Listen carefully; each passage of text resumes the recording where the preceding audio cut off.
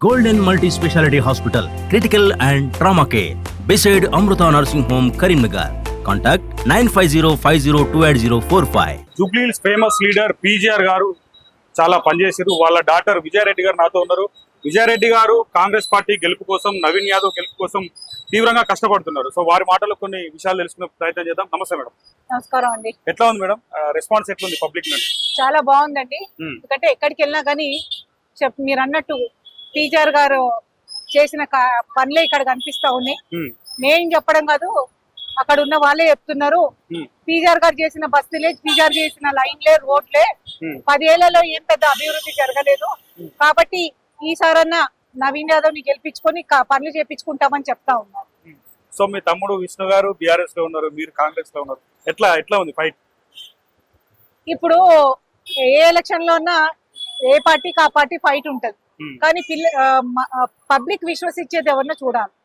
PGR గారు తను రాజకీయ జీవితం ఒక ఐఎన్టీయూసీ లీడర్ లెక్క స్టార్ట్ చేసి బతుకున్న రోజులు కూడా కాంగ్రెస్ కండువా మెడలు వేసుకొని కార్యక్రమాలు చేసుకుంటూ వెళ్ళారు.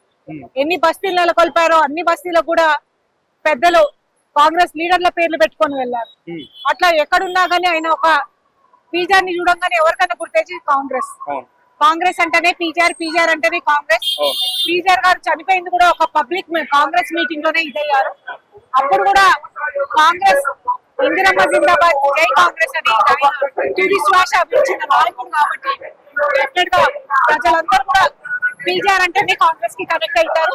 సో మేము చెప్పడం కదా, ప్రజలు డిసైడ్ చేస్తాం. సో ఇప్పుడు కేటీఆర్ ఏమంటున్నారు అంటే, వాస్తవంగా వాళ్ళకి ఏమైనా సానుభూతి వర్కౌట్ అయ్యే పరిస్థితి ఉంటుందా మేడం? ఎందుకంటే 3 సార్లు వాళ్ళు ఎమ్మెల్యేగా ఈ కాన్స్టిట్యూన్సీలో కొనసాగారు. ఆయన మరణించడం వాళ్ళ భార్యకి ఏదైనా సానుభూతి వర్కౌట్ అవుతుందంటారా కేటీఆర్ బీఆర్ఎస్ పార్టీకి? ఇప్పుడు కేటీఆర్ గారు ఎట్లా మాట్లాడుతున్నారంటే 3 ఏళ్లలో అల్లకల్లోలాలు అయిపోయింది రాష్ట్రం అంతా. ఇప్పుడు మేము వచ్చాం కాబట్టి మాకు ఓటేస్తే మేము ఆదుకుంటామని, లేకపోతే ఏదో పవర్ లో ఉన్నప్పుడు ఏమి అద్భుతాలు సృష్టించలే గాని ఇప్పుడు జూబ్లీహిల్స్ ఒకటి కొన్ని గెలిపిస్తే అద్భుతాలు సృష్టిస్తామని చెప్తా ఉన్నారు. చేసేటప్పుడే మీరు చేయనప్పుడు ఇప్పుడు ఈ చేపించేటప్పుడు ఎట్లా చేస్తారని ప్రజలు మనల్ని, మేం కాదు ప్రజలు ప్రశ్నిస్తున్నారు. కాబట్టి ఇది బీఆర్ఎస్ తన ఉనికి చాటుకోవడానికి ఉపయోగించుకుంటున్నాం ఎలక్షనే తప్ప ఏదో మాగంటి ఫ్యామిలీకి ఏం మంచి చేయాలనో లేకపోతే వాళ్ళ కుటుంబానికి ఆదుకోవాలనే ఉద్దేశం వాళ్ళకి ఎక్కడా కనిపిస్తలేదు. ఆ సెంటిమెంట్ అన్నా ఏమన్నా వర్కౌట్ అవుతుంది. ఎందుకంటే ఎట్లా బీఆర్ఎస్ కి ఓట్లు పడే పరిస్థితి లేదు.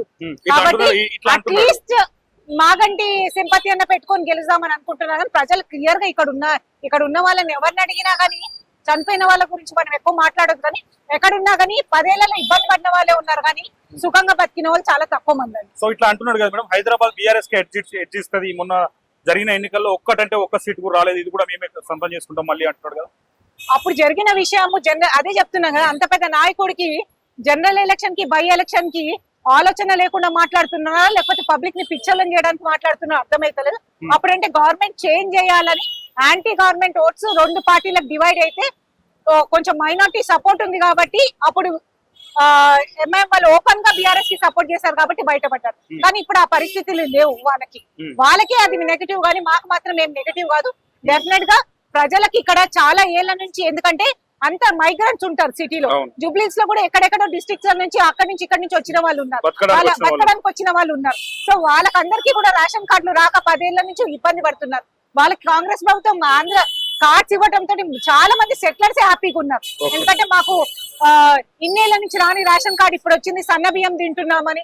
అట్లా ప్రతి ఒక్క దాన్ని కూడా వాళ్ళు కనెక్ట్ చేసుకుంటున్నారు. కాబట్టి ఇది మాకు ఎక్కువ ప్లేస్ అవుతుంది. ఈ 2 ఏళ్లలో బయట జిల్లాల కన్నా హైదరాబాద్ లో ఎక్కువ పుంజుకుందని చెప్పవచ్చండి. ఫైనల్ గా జూబ్లీహిల్స్ ఓటర్లకు ఏం చెప్పాల్సుకున్నారు? ఒకటే చెప్తున్నాం, మీరు ఆలోచించండి. మన ప్రభుత్వం, మన ఎమ్మెల్యే ఉంటే పనులు అవుతాయి, అభివృద్ధి చెందుతుంది, పథకాలు అందుతాయి. గెలిచినప్పుడు వాళ్ళు పవర్ లో ఉన్నప్పుడు ఏం చేయండి, ఇప్పుడు ఈ 3 ఏళ్లలో ఏదో చేస్తారని అనుకుంటే వాళ్ళు చెప్పే మాటలో మీరు ట్రాప్ అయితే రేపు ఇబ్బంది పడతారు. కానీ నాకు తెలిసినంత వరకు జూబ్లీహిల్స్ ప్రజలు చాలా రాజకీయంగా అవగాహన ఉన్న వాళ్ళు. ఎందుకంటే పీజీఆర్ లాంటి మహానాయకుడు ఉన్న కాన్స్టిట్యున్సీ కాబట్టి ఇక్కడ అన్ని వాళ్ళకి క్లుప్తంగా తెలుసు. కాబట్టి డెఫినెట్ గా అభివృద్ధికే ఓటేస్తారు. మన ఎమ్మెల్యే, మన ప్రభుత్వం, మన ఎమ్మెల్యే ఉండాలి. కాబట్టి డెఫినెట్ గా నవీన్ యాదవ్ కి భారీ మెజార్టీ తోటి 2వ నంబర్ మీద చేయి గుర్తు ఓటేసి గెలిపించాలని నేను జూబ్లీహిల్స్ ప్రజలందరినీ కోరుకుంటున్నాను. Thank you madam.